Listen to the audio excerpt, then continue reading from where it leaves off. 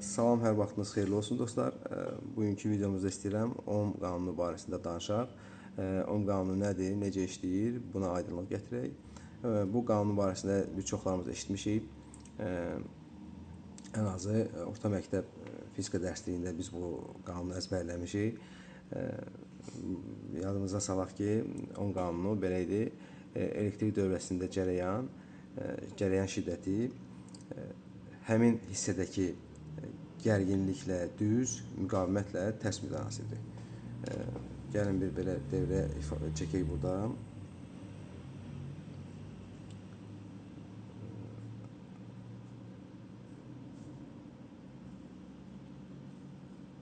Bu ampermetr kimi çəkirəm. Demək, biz bu müqavimətimizi, yükümüzü devrəyə qoşanda devrə qapanır və burada cərəyan axımı baş verir. Bilinən standartlara görə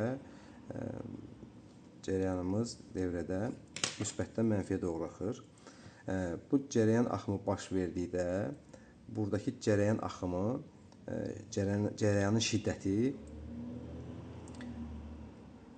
həmin hissədəki gərginliklə düz, müqavimətlə tərs mütənasibdir. Yəni, bütün yüklərin bir bəlli müqaviməti var. Bütün elektrik devrələrində yüklərin bəlli bir müqaviməti var. Həmin müqavimətlə tərs mütənasibdir. Bu, başqa cürdə ifadə eləmək olur bunu, qanunu. Demək ki, I bərabərdir U bölünsün R. Bizim bu devrədəki cərəyandır. O gərginliyimizdir. R də yükün müqavimətidir. Gəlin praktikada baxaq, görək ki, bu necə işləyir. Bizə bunun üçün bir ampermetr, bir də voltmetr lazım olacaq. Amma gəlin hələlik bir 10 metrlə yükümüzün müqavimətini ölçək, baxaq görək nə qədərdir.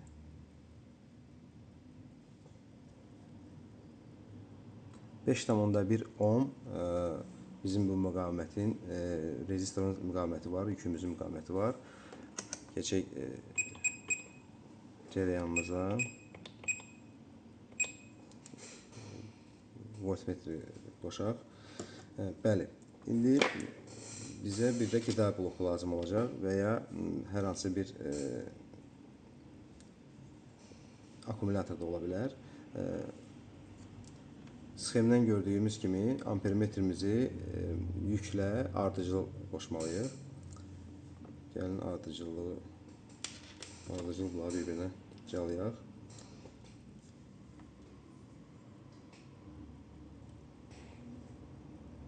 Və baxaq görək ki, cərəyan axımı başladı və bizdə burada 1 amper cərəyan axımı var. Gəlin gərginliyimizi də ölçək.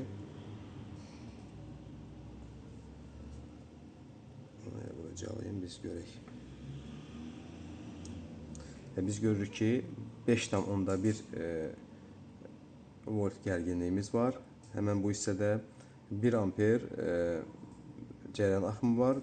Müqaviməti də, yükümüzün müqaviməti də 5,1 ohmdur. Bunu biz düsturumuzda bu rəqəmləri yerləşdirsək, gərginliyimiz 5,1 volt, müqavimətimiz 5,1 ohm, 5,1 bölü 5,1-ə bərabərdir 1 amper. Bizdə də 1 amper burada cərəyan axımı var. Gəlin indi bu düz və tərs mütənasiblik nəyi bildirir, sxemdə, devrədə necə dəyişir, ona praktiki olaraq öyrənək. İndi mən müqavimətə əl vurmuruq, müqavimətin dəyərini dəyişmədən devrədə olan gərginliyimizi azaldacağım.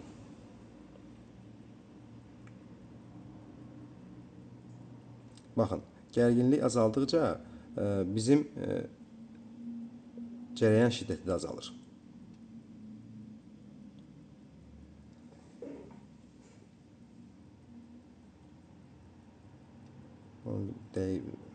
rəqəmə gətirək ki, hesablama da asan olsun. Gərginliyimizi azaltdıq 2 dəfə. Cərəyan şiddətimiz də 2 dəfə azaldı. Yəni bu bizim qanunda bildirilən düz mütənasibliyi bildirir. Yəni nə deyirdi qanunda? Cərəyan şiddəti həmən hissədəki gərginliklə düz mütənasibdir. Yəni gərginlik artarsa, cərəyan şiddətimiz də artar. Gərginlik azalarsa, cərəyan şiddətimiz də azalar. Baxın, indi burada gərginliyi artıracağım. Cərəyan şiddətimiz də onunla düz mütənasib olaraq artır. İndi gəlin gərginliyə toxumuruq. Olduğu kimi qalır 5,1 volt. Biz müqavimətimizi artıraq. Baxaq görək ki, cərəyan bizim müqavimətlə necə tərs mütənasibdir. Ohm qanununa əsasən biz hal-hazırda müqavimətimizi artırarıqsa, artıq cərəyan onunla tərs mütənasib olduğu üçün cərəyanımız azalacaq. Bizdə burada yadımızdadır ki, 5,1 voltluq, 5,1 ohmluq bir müqavimətimiz var. Mən onunla ardıcıl olaraq eyni müqavimət qoşmuşam. Yəni bu dəqiqə biz bunlara ardıcıl bura qoşulma etsək, müqavimətimiz 2 dəfə artacaq. Qanuna əsasən bizim cərəyan da 2 dəfə azalmalıdır. Baxın, görün, gərginlik olduğu kimi qalıb, amma cərəyanımız 2 dəfə azaldı.